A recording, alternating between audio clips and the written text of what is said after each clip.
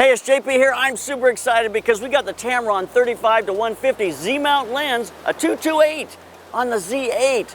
Miranda's gonna be here with me. We're gonna take some pictures. I think you're gonna love this. I love this lens. I've used it on Sony. I think it's a fabulous lens and an incredible camera. Let's see what we get.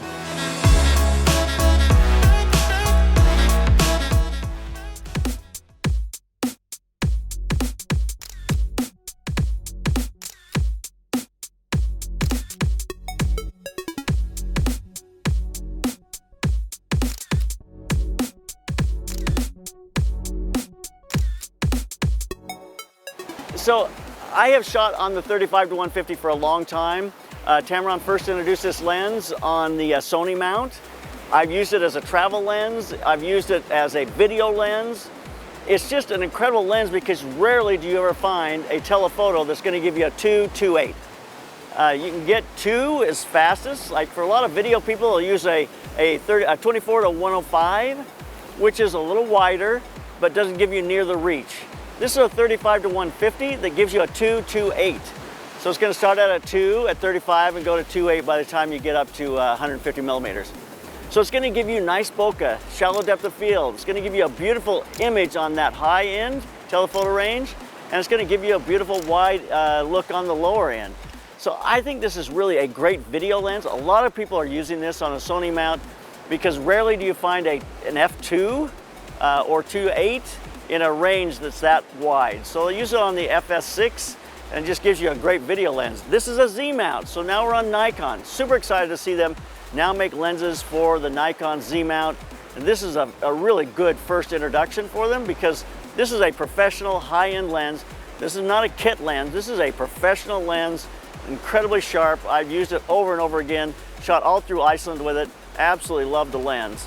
As I'm using it today on the Z8, the Z8 is a beautiful camera. The picture is absolutely gorgeous. Look at some of these images we shot up in a field before we came down to the beach. It's just beautiful color. And I get a great rendition. The autofocus feature on the lens and the camera work really well together. Get fast autofocus, and I'm getting that eye tracking. The Z8 has the same sensor as the Z9, so it's a gorgeous picture. It's really kind of in the same category as the A7R5. So that's slightly down from the flagship camera, but gives you a ton of features.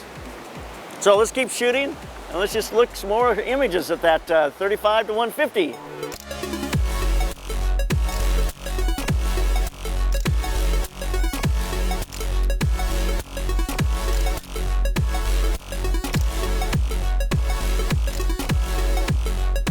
This has the same VXD linear motor focus mechanism that they have in the Sony version, which is very quiet. It gives you quick autofocus. It tracks really well. It just gives you a beautiful autofocus system. So it works perfectly with the Z8. It has that 493-point autofocus system. It's an AI-based autofocus system. It's going to go to either human or animal or bicycle, car. You know, it has the different options. So you can set it to be able to cover that entire sensor. It's a beautiful autofocus system. They're working really well together. I'm having no trouble tracking her eye, and get a little further, it goes into a body on her head, or a square on her head, and it's working seamlessly. It really is nice. Take a look at more images.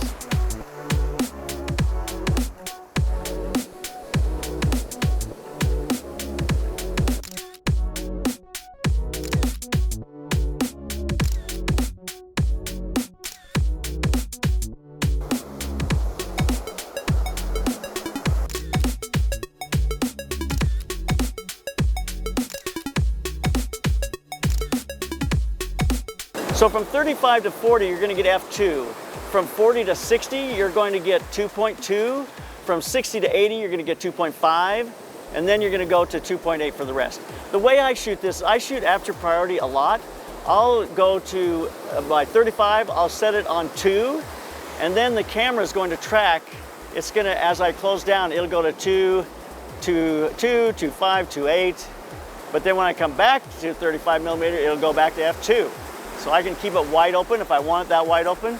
Sometimes I'll just put it at 2.8, which is really a lot of, it's very shallow depth of field, works really nicely, especially if you're on 150 millimeters, that's a lot. 2.8 at 35 though is a lot of depth of field, looks really nice. So it just gives you a lot of options. I can go to 2 at 35, and I like that because it's wider and that shallower depth of field looks really nice. So that's how I use it, to keep track of the changing aperture, to give me the best of both those worlds as I'm shooting. So I'm shooting with a Delkin 1 terabyte CFexpress Type B card. Incredible card, super fast. It allows you to shoot as fast as you need to and buffer. With that CFexpress Type B card, this camera will buffer up to 1,000 images, 50 seconds, which is incredible. I mean, you can just keep shooting raw images, up to 1,000 raw images, 50 seconds worth of buffering. It really makes, because of that card, makes it so you can just keep on shooting and you're not being held back by the buffer, which is fabulous. And the autofocus on the lens keeps up with that burst and gives you those sharp images. So the minimum focus distance is about 13 inches on 35 millimeters. You have to get back further at 150, but it gives you about the same magnification. So it gets in fairly tight. It's not a macro lens, but it gives you a nice close focus. Excellent for wedding kinds of things. You've got to get it on flowers and things. It's going to work really well for that. So just a couple of things about the Z8. The Z8's got the same sensor that came out in the Z9. So it's got a beautiful sensor. It's got a lightweight design. It's quite a bit lighter than the Z9, which is super important, but it has incredible video specs. It has an 8.3K up to 60 frames a second in NRAW. You can also do a 4.1K up to 60 frames a second in ProRes. So this camera really has very robust video capabilities. Incredible camera that comes in right around the Z9, which is incredible. One thing to remember is this camera is only an electronic shutter like the Z9, so it does not have a mechanical shutter. But in that electronic shutter, it gives you an incredible burst. You can go over 1,000 raw images in a burst up to 50 seconds, which is really incredible. So it gives you great burst speed. It's a smaller body, which makes it easier for a lot of video applications. You're not fighting it to put it in a cage like the Z9. It's just, this really is more of a video crossover camera, incredible camera. So the video capabilities of Z8 are incredible, which really makes this lens, the 35-150, even more valuable for this platform, because it really is a great video lens. It gives you wide open apertures so you can get that shallow depth of field, and it gives you the capabilities to give you a nice mid-range. So I think it's a great companion to the Z8, and it'll get really for both stills and for video.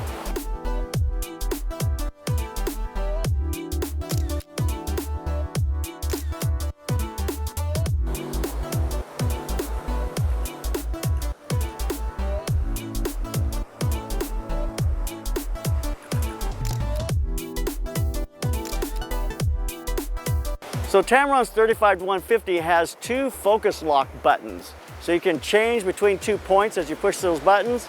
That's really interesting. If you want to set it something for farther away, closer, or between 2 people or something, you have that option on the lens, which is awesome.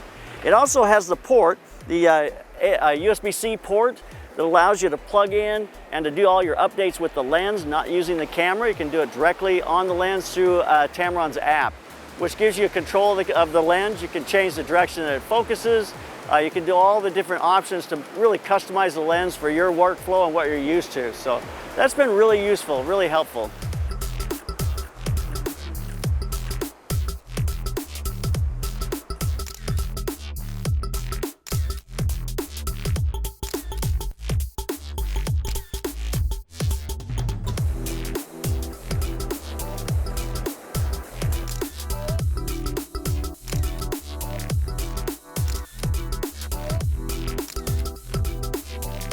So who's this lens for? I think this lens has several great uses. Number one is it's a great video lens. It's got a great mid-range zoom that gives you 35-150. I think it's an incredible application that allows you to get the kind of depth of field, shallow depth of field you want in video, and that's what really makes it so workable. Also, it's a great travel lens. You get beautiful landscapes with it. You can do great street photography with it, even architectural kinds of work.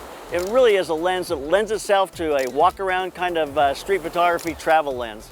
So there's some great applications. It's a high-end professional lens that prosumers and amateurs alike are going to love. So there's a look at the Tamron 35-150 on the Z8.